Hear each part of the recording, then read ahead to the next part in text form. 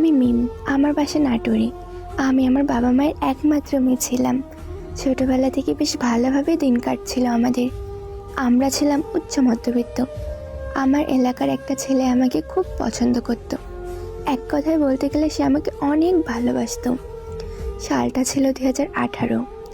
আমি তখন ক্লাস 5-এ পড়তাম, সেও 5-এ পড়তো। আমরা সমবয়সী ছিলাম। একতরফা সে আমাকে ভালোবাসতো। সে 2টা বছর আমার পিছনে ঘুরছে। এলাকায় দেখে আমি প্রথমে রাজি হতে চাইনি, পরে তার ভালোবাসা দেখে নিজেই ভালোবেসে ফেলেছি। এই গল্পটা শুরু হয় 2021 সাল থেকে। তখন আমরা দুজনে ক্লাস 7-এ উঠলাম। করোনার জন্য স্কুল বন্ধ হয়ে গেছিল।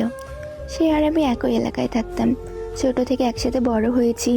তারপর তাকে ভালোবাসার পরে 6 মাস খুব ভালোভাবেই কাটছে। তারপর একদিন হঠাৎ করে শুনলাম সে নাকি অন্য কাউকে পছন্দ করে। সে মেয়ের নাম সুমাইয়া আর ছেলেটার নাম ছিল রিফাত। শুনলাম রিফাত নাকি সুমাইয়াকে 1 বছর আগে থেকেই পছন্দ করে। এমনকি আগে সে সুমাইয়াদের ওখানেই থাকতো, ওদের বাড়িতে। রিফাতের আব্বু ছিল না, তার আব্বু ছোটবেলায় মারা গেছিল। এজন্য তাদের সংসারটা অনেক কষ্টে পার হতো। তারপর আমি এই বিষয়টা জানার পর তার সঙ্গে ঝগড়া ঝামেলা শুরু করে দিই।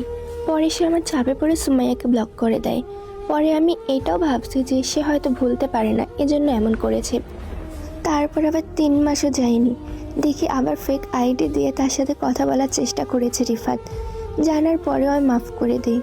আর সেই মেয়ের সাথে আমি কথা বললাম। মেয়েটা বলল রিফাত নাকি নিজে ওকে জোর করেছে কথা বলার জন্য।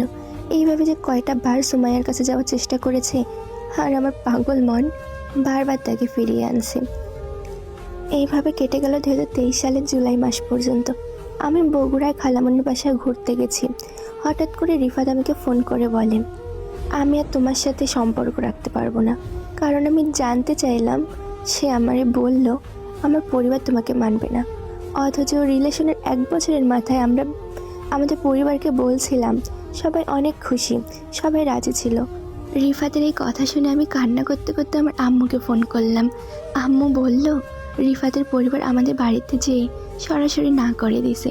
ওনারা মিমকে মানবে না, মিমকে অন্য জায়গায় বিয়ে দেন। আরও অনেক ধরনের অপমান করছে আমার পরিবারকে। আম্মু আমাকে বলে দিল আমরাও কেউ তোকে রিফাতের সঙ্গে রিলেশনে থাকতে দিব না। তারপর আমি এই কথা শুনে ফোন কেটে দিয়ে রিফাতকে ফোন করলাম। আমি তাকে টানা 10 বার কল দিলাম, তবুও সে আমার ফোন ধরল না। আমি বুদ্ধি করে নাটোরে চলে আসলাম আমার বাসায়। এসে ভাবলাম রিফাতের সাথে দেখা করব, দেখা করে সব সমস্যার সমাধান করে ফেলব। বাড়ি এসে শুনি রিফাতও তার পরিবারের ইচ্ছা মতো চলবে। রিফাত ক্লাস